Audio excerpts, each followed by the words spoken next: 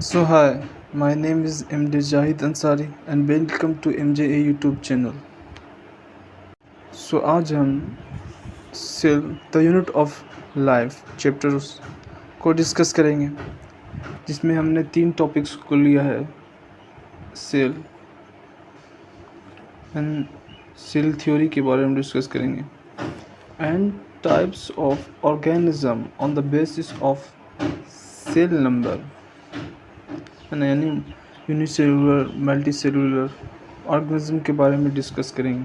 तो सबसे पहले हम सेल्स को समझते हैं। तो व्हाट इज सेल? सबसे मन में सवाल तो आता है ना, व्हाट इज सेल? सेल क्या होता है?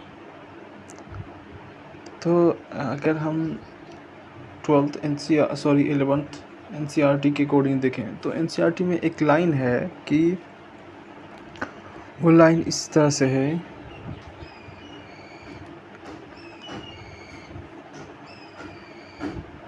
cell is the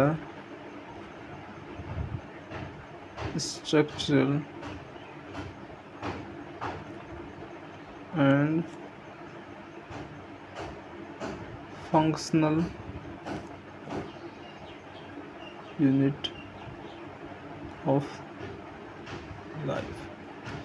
यहाँ पर 2 चीज़ आ रहा है, पहले की एक स्ट्रक्चरल आ रहा है, दूसरी वर्ड जो आ रहा है that is functional unit of life. पहले स्ट्रक्चर को समझते हैं। तो स्ट्रक्चर का सिंपल मतलब है कि कोई भी चीज़ इसके पास क्या हो, स्ट्रक्चर हो।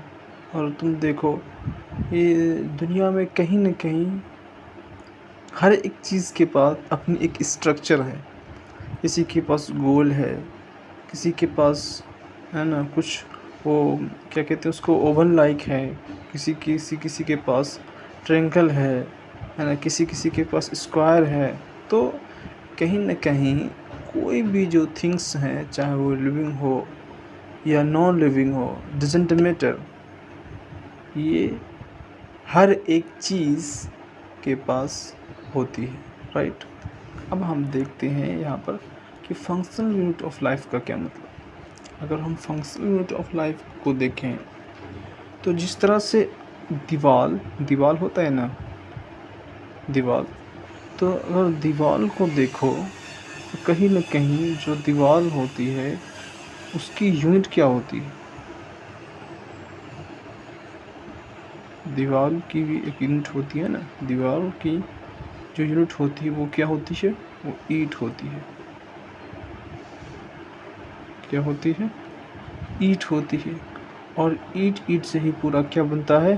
दीवार तैयार होता है। और समझ में आई? तो जिस तरह से ईंट एक यूनिट है वॉल की, इस तरह से सेल क्या है? इस तरह से जो सेल है वो यूनिट है ऑफ लाइफ की। लाइफ बोले तो पूरी ज़िंदगी, पूरी ऑर्गेनिज्म, पूरा बॉडी, समझे? तो इस तरह से अब यहाँ पर एक चीज़ की फंक्शनल यूनिट का क्या मतलब। तो जैसे ईंट का क्या फंक्शन है कि वो पूरा दीवार तैयार कर सकता है, इसलिए इसी तरह जो सेल है उनकी यूनिट क्या हो, उनका फंक्शन क्या हो सकता है कि वो एक ऑर्गेनिज्म तैयार कर सकता है। जैसे कि सेल मिलकर टिश्यूज़ बनता है, टिश्यूज़ मिलकर ऑर्गन बनाता है, और ऑर्गन मिलकर ऑर्गन सिस्टम बनाता है, एंड पूरा ऑर्गन सिस्टम मिलकर पूरा एक ऑर्गेनिज्म तैयार करता है। So that's why we have to see that the functional unit of life. तो ये पहला पॉइंट क्लियर होगा। और दूसरा पॉइंट यूँ है इस तरह से कि एनीथिंग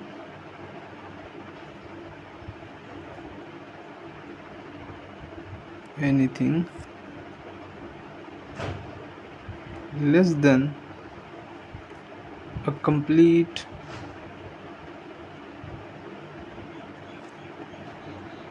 structure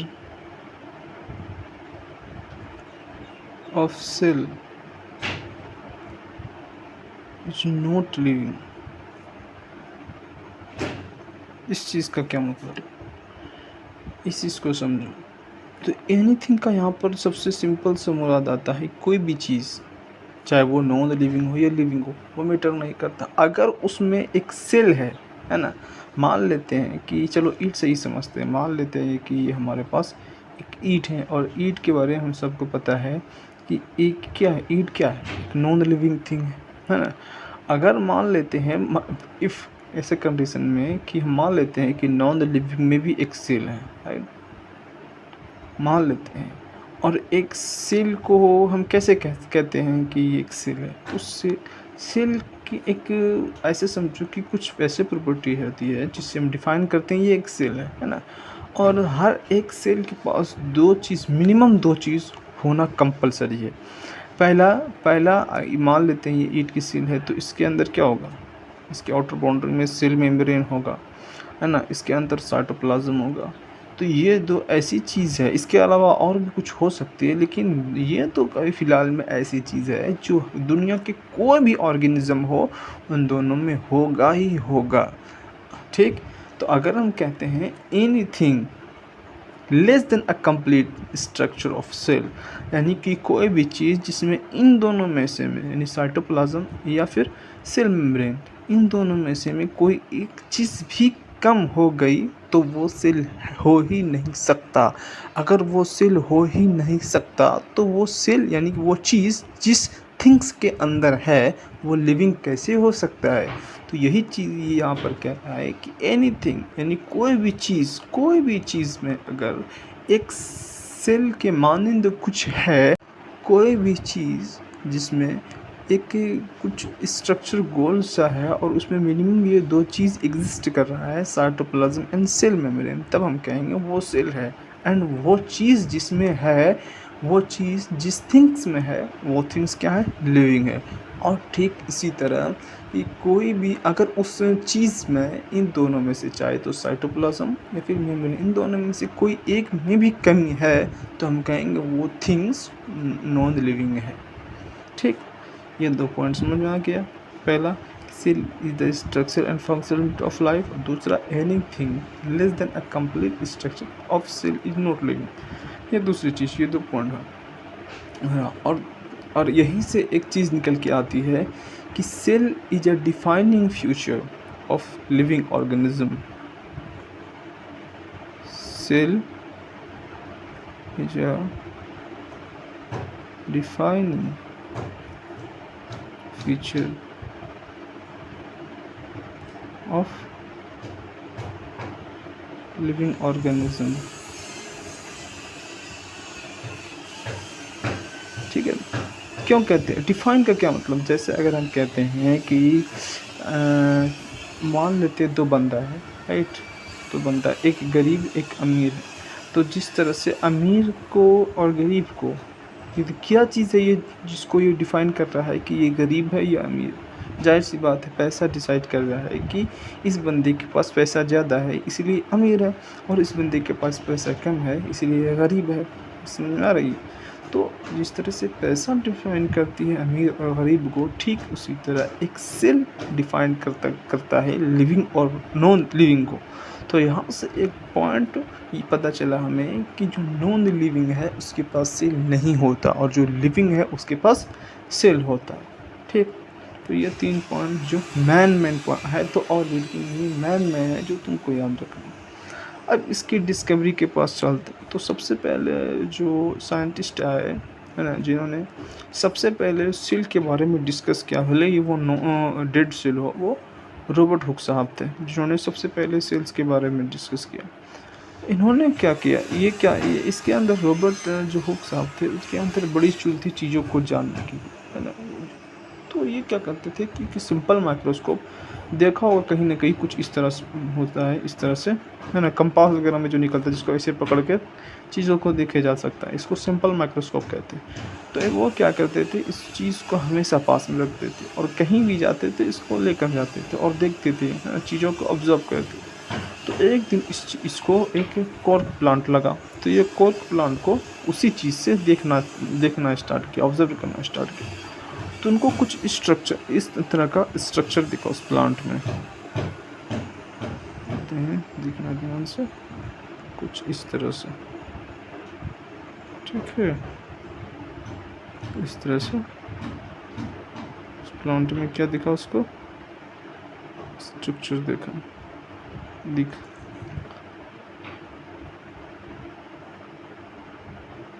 राइट। तो अच्छा, एक बात बताओ, ये कैसा दिख रहा है तुमको? ये जो वो क्या कहते हैं उसको, हनी वी होता है, हनी वी का छत्ता देखा होगा ना, कैसा इसी तरह होता है ना, कंपार्टमेंट लाइक।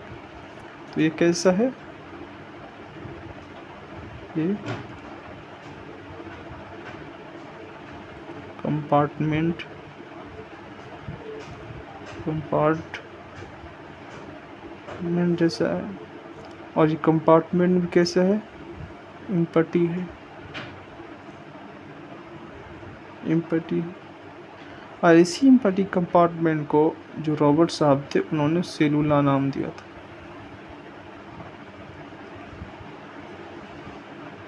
क्या नाम दिया था? सेलुला। और ये उस कंपार्टमेंट का क्या है? आउटर बाउंड्री, उसको मेम्ब्रेन कहते हैं, है ना। और ये किस चीज़ का स्ट्रक्चर है?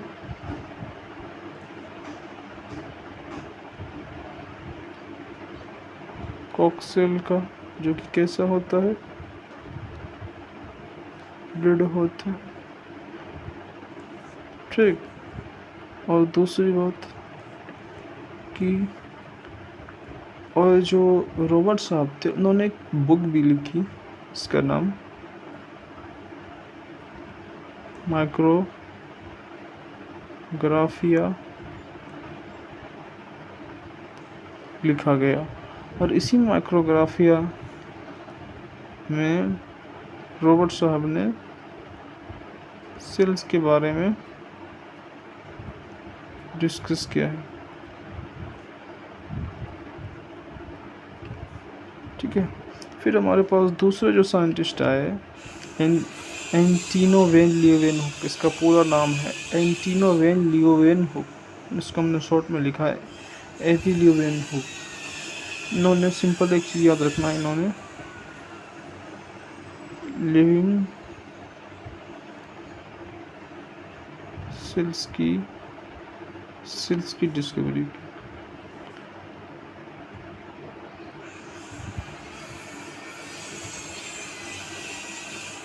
ये लिविंग सेल्स का डिस्कवर।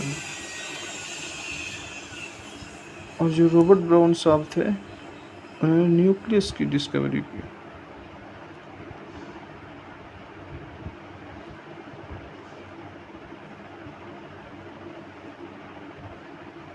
राइट। ये दो चीज़ समझ में आ गई। अब हमने दो टॉपिक देखा, सेल देखा। सेल में हमने 2 पॉइंट्स देखे, 3 पॉइंट्स देखे। एक पहला cell structure and functional unit of life है, कैसे? तो हमने देखा कि सेल जैसे कि हर एक चीज़ की स्ट्रक्चर होती है, इसी तरह सेल्स की भी स्ट्रक्चर होती है। फिर फंक्शनल यूनिट ऑफ लाइफ का मतलब जैसे कि ईट से जुड़कर पूरा दीवार बनता है, उसी तरह सेल से जुड़कर पूरा ऑर्गेनिज्म बनता है, पूरी लाइफ बनती है, पूरी बॉडी बनती है। फिर हमने देखा कि anything less than a complete structure of cell is not a living. फिर हम इसका मतलब यानी कि कोई भी ऑर्गेनिज्म जिसमें कोई एक राउंड सा स्ट्रक्चर है, यानी सेल मेम्ब्रेन है और उसके अंदर साइटोप्लाज्म है, देन वो चीज़ को हम लिविंग कहेंगे। अगर इन दोनों में से यानी साइटोप्लाज्म और सेल मेम्ब्रेन में से कुछ भी कमी हो गया तो उसको लिविंग नहीं कहेंगे। फिर हमने देखा कि सेल एक डिफाइनिंग फीचर है जो नॉन लिविंग और लिविंग ऑर्गेनिज्म को डिफाइन करता है। फिर हमने डिस्कवरी के बारे में पढ़ा। फिर हमने डिस्कवरी के बारे में सबसे पहले जो थे वो रॉबर्ट हुक साहब आए, फिर एंटिनो वैन लीeuwenhoek साहब आए, फिर रॉबर्ट ब्राउन साहब आए। अब तीसरी टॉपिक की ओर बढ़ते हैं, एंड लास्ट टॉपिक। जो तीसरी लास्ट टॉपिक है वो ये है कि type of organism on the basis of number of cell. यानी कि हम ऑर्गेनिज्म को अलग अलग कैटेगरीज में रखेंगे उनके नंबर के बेसिस पर। यानी कुछ ऐसे ऑर्गेनिज्म होंगे जिसमें एक ही सेल पाया जाएगा, जिसको हम यूनिसेलुलर बोलते हैं, और कुछ ऐसे ऑर्गेनिज्म भी होते हैं जिसमें एक से अधिक ऑर्गेनिज्म एक से अधिक सेल होते हैं, जिसे मल्टी सेलुलर ऑर्गेनिज्म बोलते हैं, है ना। तो इसके एग्जांपल देखते हैं। तो सबसे पहले इसमें आता है bacteria, blue green algae, protista. अच्छा, ये क्या है यूकैरियोट, इसको समझेंगे थोड़ी देर के बाद। ईस्ट क्लेमाइडोमोनास, और मोस्टली जो यूनिसेलुलर होते हैं वो प्रोकैरियोट्स होते हैं। तो सबसे पहले हम ये दो चीज़ को देखते हैं, प्रोकैरियोट्स एंड यूकैरियोट्स। तो एक चीज़ समझो, यूकैरियोट्स और प्रोकैरियोट्स का सिंपल मीनिंग होता है कि ऐसे सेल जिसमें न्यूक्लियस वेल डेवलप्ड, यानी कि उस न्यूक्लियस को में जो डीएनए है वो कैसा हो, सॉरी उस न्यूक्लियस में डीएनए हो, है ना, और जो न्यूक्लियस वेल डेवलप्ड होगा, यानी उसमें अंदर डीएनए हो और उस डीएनए से प्रोटीन बनता, डीएनए से आरएनए बनता हो, प्रोटीन बनता हो, यानी सोन इसी तरह, यानी कुल मिला के उस सेल में वेल डेवलप्ड न्यूक्लियस हो। और कुछ ऐसे भी ऑर्गेनिजम्स होते हैं जिसमें वेल डेवलप्ड न्यूक्लियस नहीं होती, यानी कि उसके जो डीएनए होते हैं वो साइटोप्लाज्म में इधर उधर बिखरे हुए होते हैं, समझ रहे हो ना, यानी कि कंप्लीटली पैक्ड डीएनए न्यूक्लियस के अंदर नहीं होता। तो ऐसे ऑर्गेनिज्म को हम प्रोकैरियोट्स कहेंगे, यानी उसमें वेल डेवलप्ड न्यूक्लियस नहीं होता। तो अब ये चीज़ देखो, एक ये चीज़ बिल्कुल नहीं कह सकते कि जो मल्टी सेलुलर ऑर्गेनिज्म होते हैं, यानी जिसमें एक से अधिक सेल्स होते हैं, उसमें हमेशा यूकैरियोट्स वो यूकैरियोट्स ही होंगे, यानी हमेशा उसमें वेल डेवलप्ड न्यूक्लियस होगा। ये कहना दुरुस्त नहीं है। हाँ, मोस्टली केस में एक ये कह सकते हैं कि जो मल्टी सेलुलर ऑर्गेनिज्म होते हैं उसमें मोस्ट ऑफ द केस देखा गया कि उसकी जो न्यूक्लियस है वो वेल डेवलप्ड है। और इसी तरह जो प्रोकैरियोट्स में है तो उसमें भी देखा गया 95% ऑर्गेनिज्म में, सॉरी जो यूनिसेलुलर ऑर्गेनिज्म है तो ऐसे देखा गया उसमें 95% यूनिसेलुलर ऑर्गेनिज्म में प्रोकैरियोट्स है, यानी उसका वेल डेवलप्ड न्यूक्लियस नहीं है। बाकी जो 5% यूनिसेलुलर ऑर्गेनिज्म है उसमें क्या है, वेल डेवलप्ड न्यूक्लियस है। तो इसी तरह इसका एग्जांपल देख लेते हैं कि जैसे बैक्टीरिया हुआ, ब्लू एल्गिया, प्रोटिस्टा में भी यूकैरियोटिक वाला प्रोटिस्टा, यानी ऐसे प्रोटिस्टा जिसके न्यूक्लियस कैसा हो, वेल डेवलप्ड। फिर उसी में आया ईस्ट, क्लेमाइडोमोनास। और अभी जैसे मैंने कहा ना कि जो इसमें मोस्टली प्रोकैरियोट्स आते हैं, किसमें, यूनिसेलुलर में, है ना। फिर और अच्छा एक चीज़ और, जैसे एक पॉइंट लिखा है कैन इंडिपेंडेंट एग्जिस्टेंस। इसका क्या मतलब, इसका सिंपल से मतलब है जैसे एक मल्टी सेलुलर ऑर्गेनिज्म, जैसे हम ह्यूमन के केस में लेते हैं तो ह्यूमन के केस में क्या होता है, रेस्पिरेशन भी होता है, सर्कुलेशन भी होता है, बहुत सारा चीज़ इसमें और होता है। तो ये चीज़ देखें तो कहीं ना कहीं हमारे शरीर में क्या है कि जो एक ऑर्गेनिज्म वो रेस्पिरेशन करता है तो दूसरा सर्कुलेशन करेगा, और समझ रहे हो ना, तो तीसरा डाइजेशन करेगा। लेकिन उसमें तो देखो यूनिसेलुलर ऑर्गेनिज्म तो सिंपल एक ही सेल है ना, तो उसमें कैसे ये परफॉर्म करेगा, क्योंकि हम तो ह्यूमन के केस में तो मल्टी सेलुलर, तो एक अलग काम करता है, दूसरा अलग काम करता है, तीसरा अलग काम करता है। इसमें तो यूनिसेलुलर में तो एक ही सेल है ना भाई मेरे, तो वो कैसे तीनों चीज़ को एक साथ कर सकता है। अब हम इसको एक सिंपल समझते हैं, जैसे कि एक घर में मान लो, जैसे एक घर है, राइट, एक घर में ऐसे समझो कि एक घर में एक लोग हैं, राइट, और एक घर में 10 लोग, राइट, और इसी घर में 10 काम है और इस घर में 10 काम है। अब तुम सोचो कि ये तो इससे क्यों पूछना कि भाई तुम 10 काम कर पाओगे ना, ये तो ऑलरेडी नोइन होगा ना कि ये 10 लोग हैं, तो यार सी बात है 10 काम को आसानी से कर पाएगा। पूछना तो इससे है ना कि भाई तुम एक लोग हो, क्या तुम 10 काम संभाल पाओगे कि नहीं संभाल पाओगे। ठीक इसी तरह हम इससे पूछेंगे ना कि तुम इंडिपेंडेंट एग्जिस्टेंस कर पाओगे या नहीं। हम मल्टी सेलुलर को क्यों पूछें, मल्टी सेलुलर में ऑलरेडी एक से अधिक सेल है, तो ये तो नोइन है ना ऑलरेडी, तो कॉमन सेंस बता रहा है कि इसमें 10 सेल है तो 10 काम करिए। देखिए इससे पूछ के क्या करेंगे हम पूछेंगे तो इससे ना भाई कि तुम्हारे पास एक ही सेल है, क्या तुम मल्टीपल फंक्शन को परफॉर्म कर सकते हो, तो ये कहेगा हाँ, क्योंकि इसको तो एग्जिस्ट करना है, जीवित रहना है। तो इसीलिए हम कहते हैं कि अगर क्योंकि ये जीवित रहना चाहता है इसलिए ये सभी यानी कि अकेला होकर भी 10 लोगों का काम करता है। ये रेस्पिरेशन भी करता है, सर्कुलेशन भी करता है, डाइजेशन भी करता है, रेस्पिरेशन भी करता है। तो ये चीज़ है, इसलिए हम कहते हैं ये इंडिपेंडेंट एग्जिस्टेंस होता है, यानी दूसरे सेल पर दूसरे पर निर्भर नहीं करता, अकेले होकर भी 10 काम करता है। तो ये हमारा यहाँ पर यूनिसेलुलर ख़त्म हुआ। अब इसी तरह मल्टी सेलुलर की तरफ आते हैं, तो इसमें फंजाई है, प्लांट्स हैं, है ना, और इसी जैसे कि इसमें हमने कहा कि इसमें मोस्टली प्रोकैरियोट्स आते हैं, ठीक इसी तरह इसमें भी कहेंगे इसमें मोस्टली एनिमल्स आते हैं, है ना।